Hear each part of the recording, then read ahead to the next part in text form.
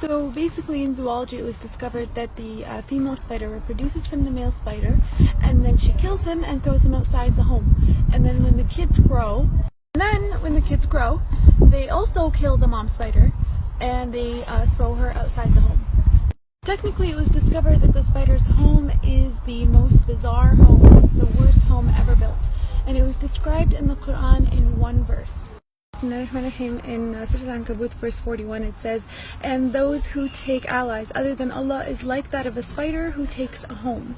And indeed the weakest of homes is the home of the spider, if only they knew," is how the verse ended. SubhanAllah, people always knew the physical weakness and the flimsiness of the spider's home.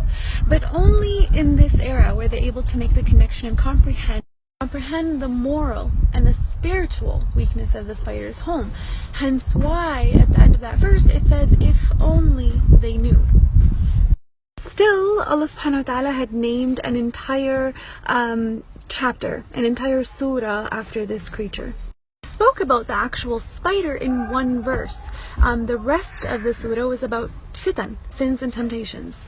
Literally, the second verse in Surah Al-Ankabut says, "Bismillahirrahmanirrahim," and do people think they're going to say we believe, but they're not going to be tempted or tested or tried? Technically, what's the connection between sins and temptations and the spider's home and the spider's web? Why was that connection made in the Quran? If we actually ponder into it a little bit, we'll realize that the connection and the battle and the intertwinement of fitan and temptations is figuratively, it's like the spider's home, the spider's web. Temptations are everywhere. There's a lot of them, and sometimes they're very intertwined and connected, where sometimes it becomes very difficult for the fitan or temptations to be individually distinguished. And that's why the comparison was there. A human who falls into the trap of temptation and sins is like a human who figuratively falls into a spider's web, technically.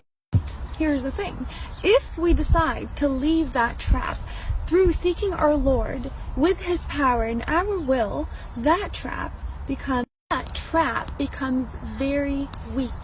Just like the spider's web, it gets demolished with the touch of a finger.